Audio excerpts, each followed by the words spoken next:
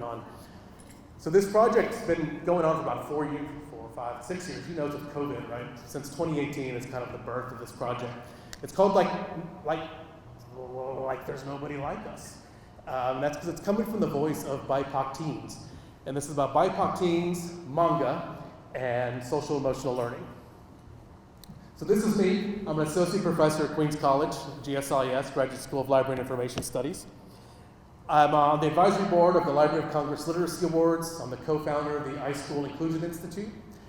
And I research BIPOC youth. I also research subcultures. And I look at the information worlds that people are a part of and what all that means. I'll get into a little bit of that as we go.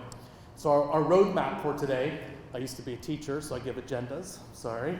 But I'm going to talk a little bit about BIPOC teens and manga and why it matters culturally. I'm going to give you a little manga 101 for those of you that are a little unfamiliar with it. I'm going to talk about a series of focus groups that I did around the nation last year and have a little conclusion for you. So let's get situated.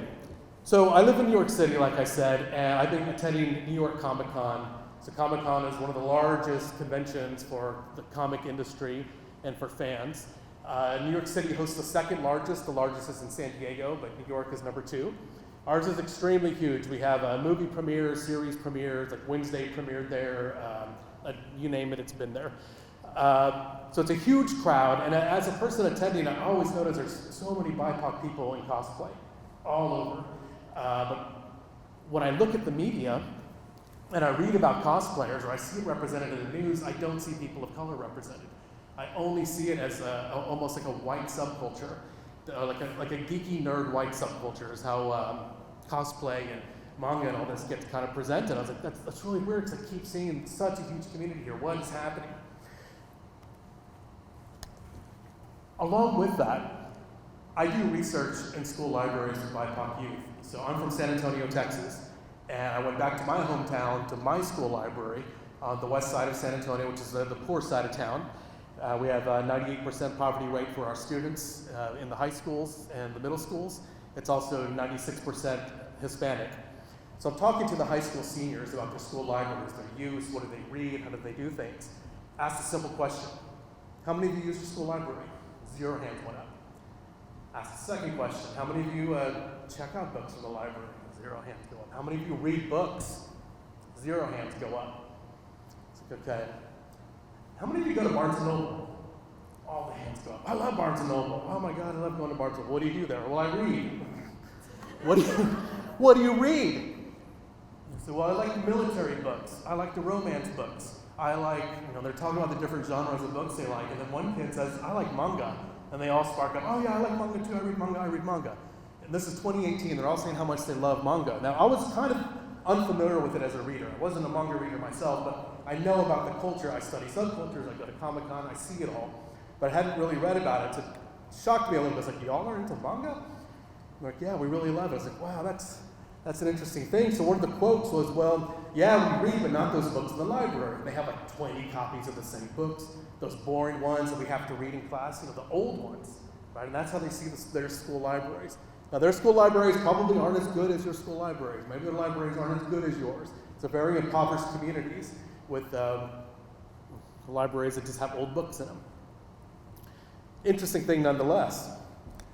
So that starts hitting my radar, paying attention to BIPOC teens, reading manga, Comic-Con, people of color, cosplayers. This is a tweet from Tony Weaver. Tony Weaver goes around, he's a big manga fan, collects manga, gets donations, and takes them to school libraries, and donates these all around the country. And he actually just wrote a graphic novel as well. So Tony and I have actually become pretty close friends. We've presented on panels, actually we presented at ALA last year together. But he had this tweet that really caught my eye that said, when manga helped me find a sense of belonging, my teachers told me it wasn't real reading. Now I get to take manga to schools around the country and help kids unlock a love for literacy in themselves. Crunchyroll, thank you for believing in this. What really caught me here, one, the joy, just the joy that you see with the students getting the books, right? It catches you immediately with the idea of belonging. So I study belonging with undergraduates. So the program I talked about, the iSchool Inclusion Institute, is about belonging. So I try to take undergraduate, underrepresented students and get them interested in library and information science for master's degrees. And I live with them in dorms for 30 days to really build a sense of community, get the sense of belonging going. So when belonging came up, mixed with manga, mixed with BIPOC teens, like my brain just like, oh my God, this has had these things that the puzzle pieces are fitting together. Why does belonging matter? Well, glad you asked. BIPOC students frequently mention feelings of isolation as a reason for dropping out of STEM and a reason for dropping out of college. Successful BIPOC students are able to maintain a sense of community outside of their family and outside of their school. Extremely important at the university level, extremely important in science, technology, engineering, and math, because as you make friend groups and cohorts, you feel like you belong in a space. And as you feel that you belong, of course, you're not going to let people just push you out very easily. You're going to have a sense of resilience because your friends can get your back. You're in this together, and we all know that. Membership in a community creates a shared emotional connection that provides direct and indirect support so that people can help each other directly, but also just knowing that there's someone else in the room like you also helps. Representation matters. We know that representation matters. So specifically, because I do study Mexican American teens, so Manga and Mexican American teens, this is a picture from cosplayers in a Comic-Con that was held in San Antonio, the Mexican American teens here. From what the teens were telling me, the stories typically mirror what they see as shared family values between Mexican Americans and Japanese families. So they say, we've got this, we like to have dinner together, food's really important. We have established gender roles taught down from generation to generation that are strict that we feel we have to follow. And they saw that and really made that connection there. The manga that they read have real strong messages of resilience. And they feel that they can, as long as they push, as long as they work hard, we can make it past it. We've been through bad times, and if we stick together as a family, if we stick together as friends, we can make it out. The narrative and the archetypes of manga, because a lot of them are serialized. It's volume 1, volume 2, volume 3, volume 4, follow the same familiar format as telenovelas that are like Spanish soap operas that are on the Spanish shows. And historically, manga's been translated into Spanish way before English. So the manga started in Japan. They usually get translated into French, and then it follows into Spanish, usually because of Spain and because of Mexico and all of Latin America. And then English follows about a year and a half behind. So the Spanish speakers are actually ahead in manga of the English speakers because the series are coming out quicker. Here's one of the quotes. So they talk about Dragon Ball Z a lot. So Goku is a character in Dragon Ball Z. Like Goku's he's a hardworking immigrant who grew up here but still defined by his status as an immigrant. And hell, Gohan's a picture of a first-gen kid who doesn't want to follow in the family tradition. He's out there studying, working to live that American life. Now mind you, they're saying that American life, they're talking about a Japanese comic written for Japanese kids, but they're seeing themselves in it, they're putting their stories into these narratives there. Think about the cultural impact of manga right now. If you're listening to hip-hop, you're going to hear lyrics about Dragon Ball Z, Sailor Moon, you name it, the characters are all over hip-hop lyrics, particularly if any of your MCs and rappers that are under 28 years old, who grew up watching anime and reading manga, and they're talking about it, and they look up these are their heroes. It's not necessarily Superman or Captain America, it's the manga characters. The manga characters are the ones that are getting referenced more so in hip-hop. Here's a quote from RZA, if there's any Wu-Tang fans here. Of course, Sailor Moon on the left-hand side. Like even media made by black men for black men in America is still created in the context of America, and all that carries. Dragon Ball Z or Sailor Moon for me is something we can consume that is blessedly free of some of the ickiness of the American context we grew up with. Not that Japan's somehow inherently better, but its problems are different and alien from some of our social ills. So a lot of manga just feels like a great escape, unburdened by all that. Different way of thinking about manga and the cultural impact and what it means, and why this Japanese media is hitting so hard with the BIPOC community. This is another interesting example. This is Blue Lock. How many of you read Blue Lock? So Blue Lock's a great one. Blue Lock is a book, basically Japan does really poorly at the World Cup, and the country wants to do better. So they say, let's get all the best strikers. The strikers are the people that score the goals on a soccer team. Let's get all the best strikers around the country, and we're going to put them all into a new facility that we build, and we're going to figure out who's the best striker, and then we're going to make this great World Cup team, and we're going to go and compete. Really compelling story, serialized, it just goes over and over, and it's about teamwork, it's about friendship, it's about empathy, but it really captured the imagination of Japan, and of course America and Spain, and all over the world. Like everybody loves Blue Lock. It's just a really well-written, really drawn well thing. Here's the big impact. When Japan goes to the FIFA World Cup, the little patch that you see on the left-hand side of their jersey is the blue lock patch. So the Japan FIFA World Cup team is wearing a Manga patch on their jersey to show the unity and how much they believe in their team of like, we're going to be like blue lock going out to play, which I think is very significant because we know the importance of soccer and football worldwide. I'm going to do a little Manga 101 now, since not everybody's as familiar with it. Before I do that, I want to introduce my project manager. This is Jillian Brutus. Jillian Brutus has been collaborating. She's a New York City school librarian, author of the book Manga in Libraries. She's a 2024 Will Eisner comic industry judge and a library mover and shaker. So Jillian and I started collaborating. She's a graduate of my program at Queens College. And we kept seeing each other at Comic-Con, and I was hearing about the focus groups and the kids talking about manga. So I asked her, I was like, hey, do your kids talk about manga at all in your library? She's like, oh, that's all they check out. My library just spins, circulates manga. She ends up working in my neighborhood where her high school is. I was like, can I come by? Can I take a look at your library, get a tour? Sure. Go by, take a tour. Kids, manga everywhere, like little cats in windows, just reading, checking them out. So I asked if I could do a series of focus groups in the school. We get permission from the school, and I talk to the students. And that's where original focus groups and data starts getting collected from this project. But before we jump into that, manga sales have quadrupled since 2019. So they're only at 5.5 million in 2018. They're up to 28.4 million now in 2022, and it's still rising. So they've really hit with this generation right now, just reading it and consuming it. If you go to Barnes & Noble, you'll notice the footprint of manga now. It's a good chunk of the store where graphic novels are now just kind of squeezed into the manga section. So you're seeing just growth. So what is manga? Well, it's pronounced manga with a long A, manga. It's comics originally published in Japan, created for a Japanese audience. You read them from right to left. They're published in black and white. Why are they published in black and white? Because they publish so frequently, there's so many volumes, they've got to keep the cost down. So they publish them in black and white. And the people who draw them or write them are called mangaka. That's the name of the people who produce the manga. So how do you read manga? And this comes out of the Manga in Libraries, a guide for teen librarians, an ALA edition book. You start off on the right-hand side to read. So if you look at number 1, you read panel on the right, go to number 2, number 3, 4, 5, 6, all the way down. And the same with the text bubbles. Starts up on the right-hand side to the 2 to 3, 4, 5, 6. This confuses a lot of early readers and actually confuses librarians as well. So librarians will say, I don't understand manga, I just don't get it. Well, you're reading it backwards. You've got to start from the other side. So this is a good thing to keep in mind on how to read manga, and also it's good to tell new manga readers, this is how you read it. It's going from right to left.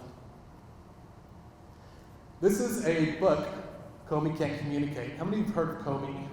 Lots of hands. Excellent. So Komi gets mentioned quite a bit with the teens that I talk to. So Komi's a story about a beautiful girl in high school. She dresses great, looks cool, everyone thinks she's perfect, but she doesn't talk to anybody. And everyone assumes that she's just aloof or that she's too good, stuck up, too good for everybody. But one of the boys decides he wants to become her friend or wants to start talking to her. So as he approaches her and starts to talk, he realizes that she just has social anxiety, like severe social anxiety, and that's why she's not talking to people. So we start building empathy for the character. And over time, they begin speaking to each other by writing to each other on the blackboard because she can't talk. And I know you can't see it, but on the left-hand side it says, I can't talk about it. I can't even say hello. But I actually want to talk. I get nervous in front of people. My face freezes up and I get scared. But they're talking back and forth and they build a really nice relationship with each other by talking. And they decide that she's going to make a goal of meeting 100 new friends in the semester. And that's the story. That's it. There's no superheroes. There's no fighting. There's no anything. It's just how can we overcome social anxiety, which is a great lesson, especially for today's youth. So here's some quotes from some of the kids that talk about it. I feel like the art helped you understand because especially when she had the blackboard and she was writing how she was feeling and what she wanted to say, because she was too scared to say it, that really helped just see how she was feeling and at what point she wanted to get across. Like with Komi, it might be self-awareness, relationship skills, because she knows that she has social anxiety and she has to work on her relationship skills. The whole series is about her working on the relationship skills and trying to make 100 friends. So like he was saying, the more you see the character's growth, the more you'll want to see where they go next. And yeah, it's just a journey that you want to see, and it draws you in. This is another book that really draws with the students, with the BIPOC students. It's called B-Stars. So B-Stars is about a fictional world, fictional high school is where it's set, where there's predators and there's prey, herbivores and carnivores. So the herbivores don't want to get killed by the carnivores, and the carnivores have a natural instinct to eat them, but they all go to high school together, right? So the carnivores have to learn not to eat the herbivores. A murder occurs, a bloody murder. One of the herbivores gets killed, and they start blaming good old gray wolf over here, and everyone's assuming that he's one of the killers.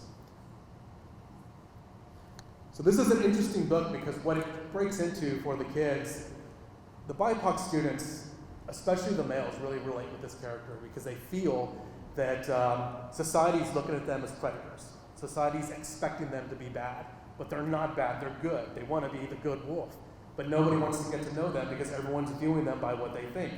And the artist gets that across by these shadows. So if you look at the wolf looking into the mirror, and he looked into the mirror in the middle panel, and the shadow wolf is looking back at him because that's how people perceive him. It's that shadow figure coming at him. And the entire book, it's just him dealing with how do I handle these types of emotions and situations. And the BIPOC students really, really, really get into this one because they live it, right? They live these stories. You know, some quotes. Everyone had like a fixed perspective on him that he was some big bad predator and no one should mess with him. So I guess I could see seeing that in Manga and how he processed through that little black shadowy figure, and he was trying to succumb to what everyone thought of him. Interesting. So I connect. Another student. Well, for me, it's mostly about his struggle with his own personal identity that he was going through, because a lot of times you can withhold yourself from accepting a certain truth about yourself and see him struggle with coming to terms with this is something I like, this is something that's a part of my identity.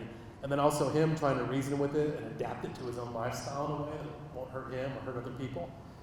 Right? Those are real feelings that they're feeling. It's not the character. This is real life for these students. And I want to talk about some focus groups, but first, let's appreciate the Institute of Museum and Library Services.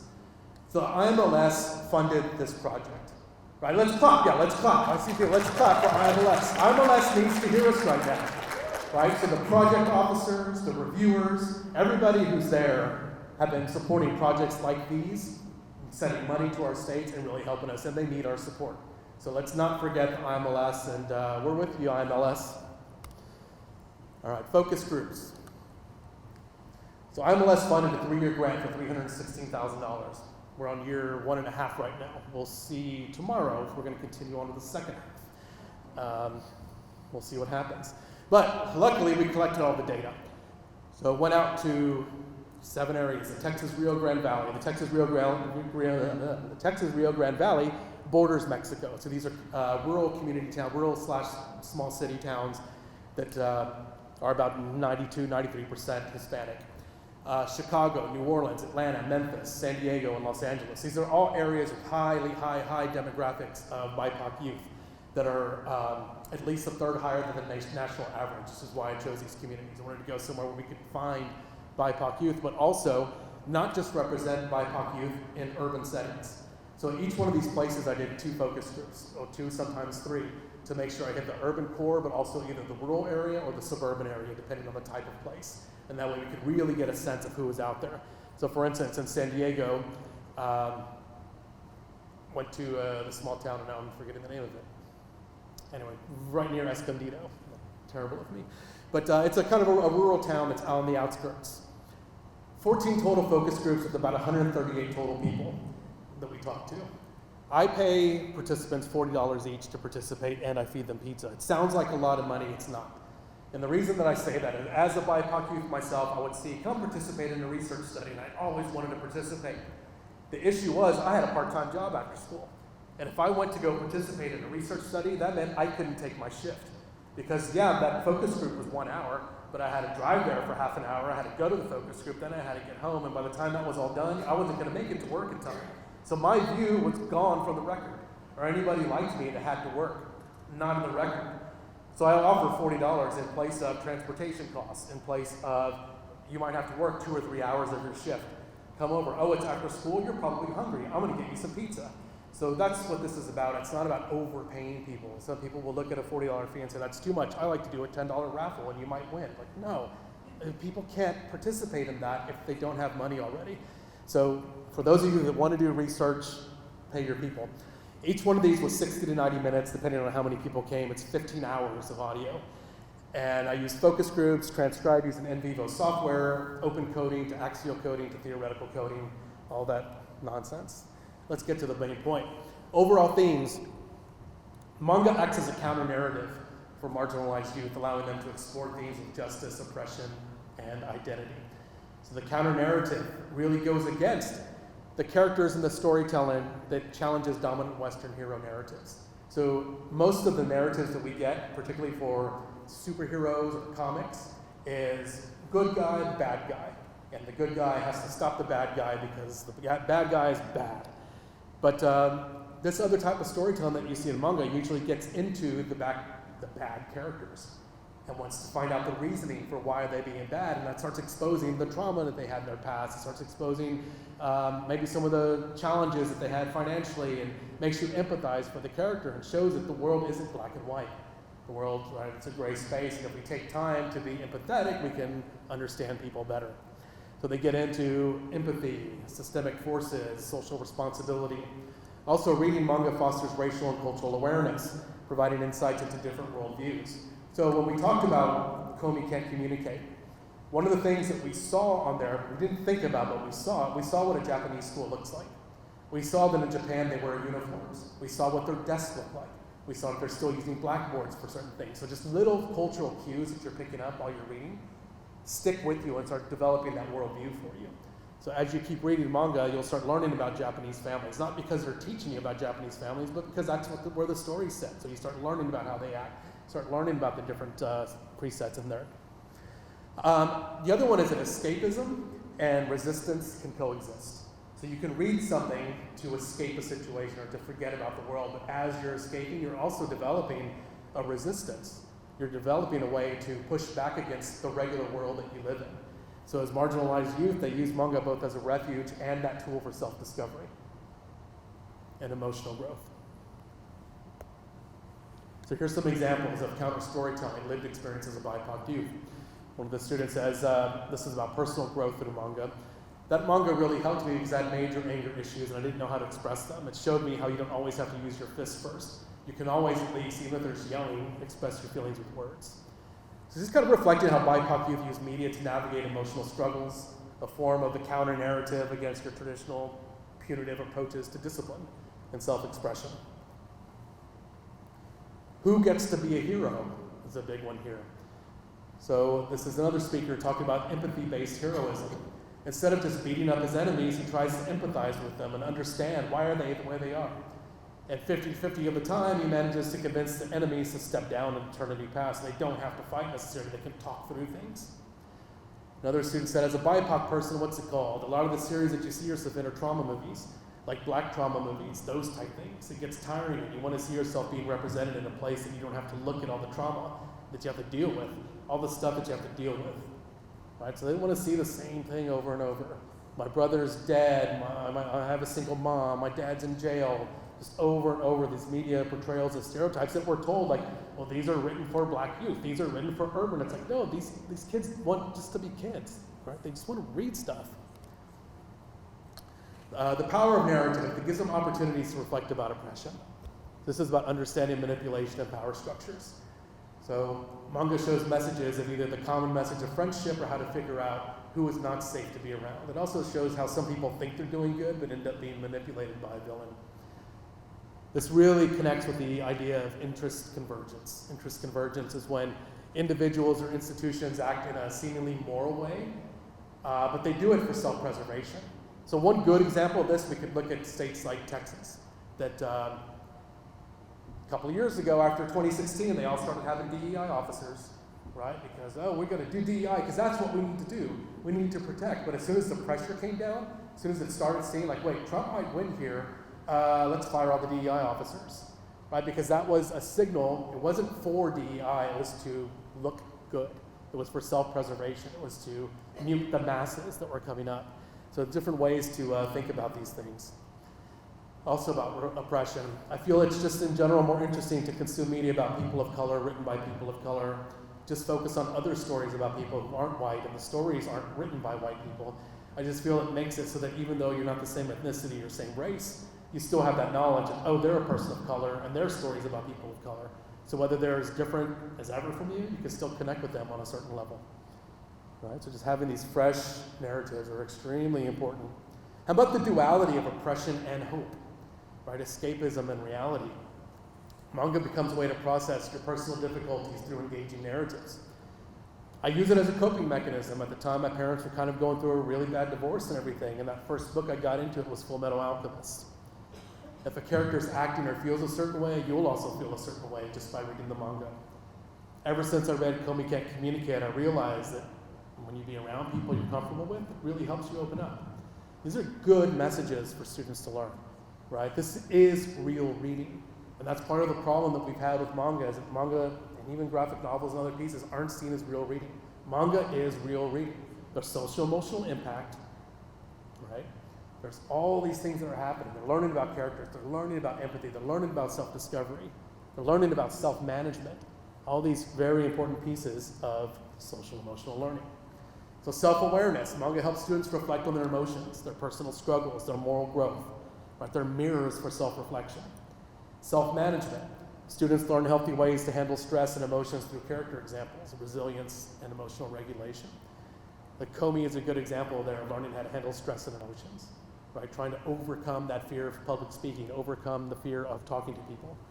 Social awareness, exposure to different cultures, personalities, and conflicts enhance empathy and perspective taking. Relationship skills, characters modeling the conflict resolution, friendship, communication skills. Any One Piece fans here?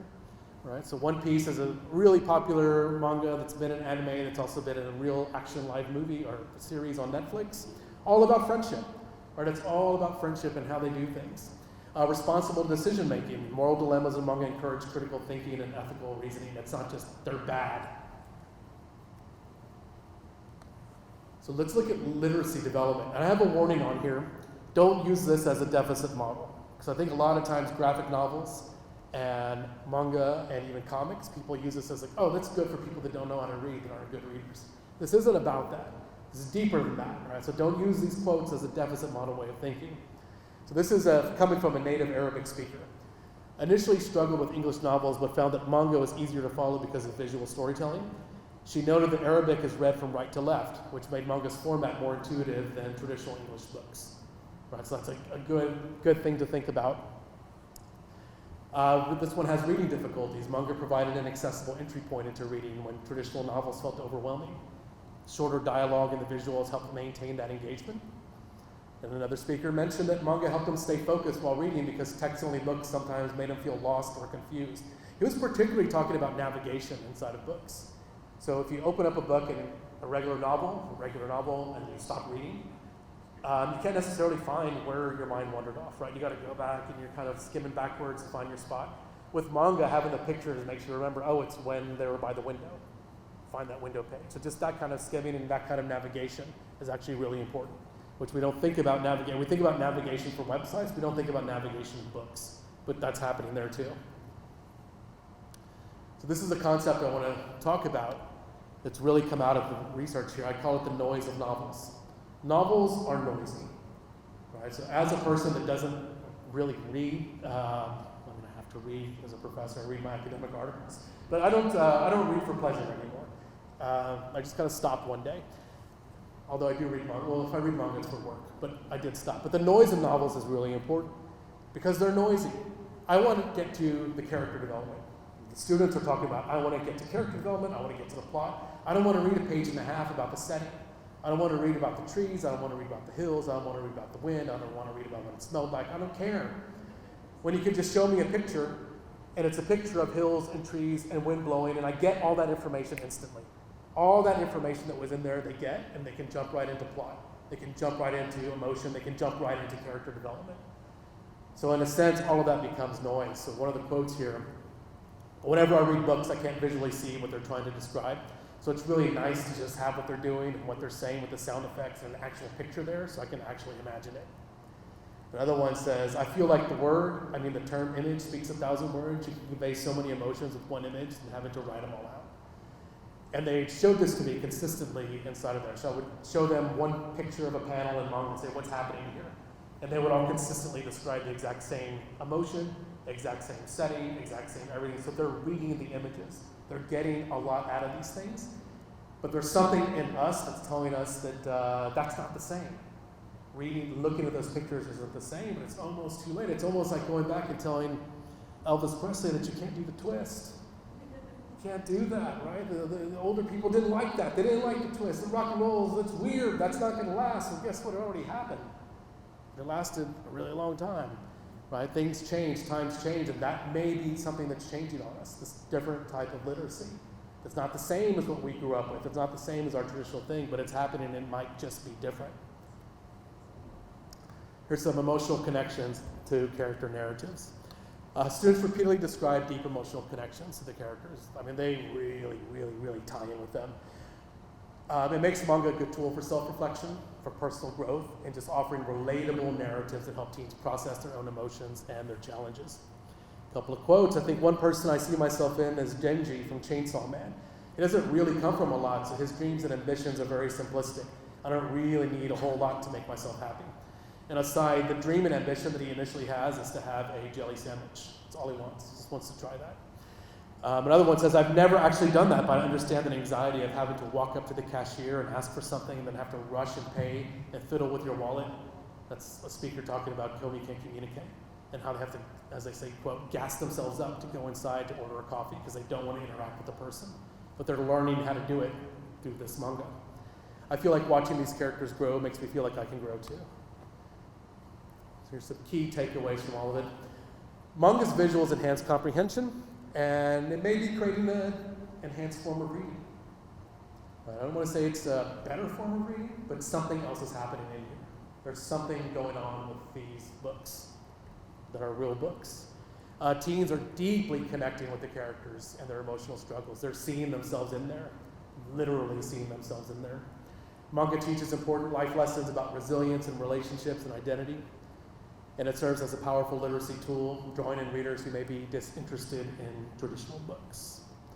And just one more time, a big thank you to the Institute of Museum and Library Services for providing the funds to do this type of work.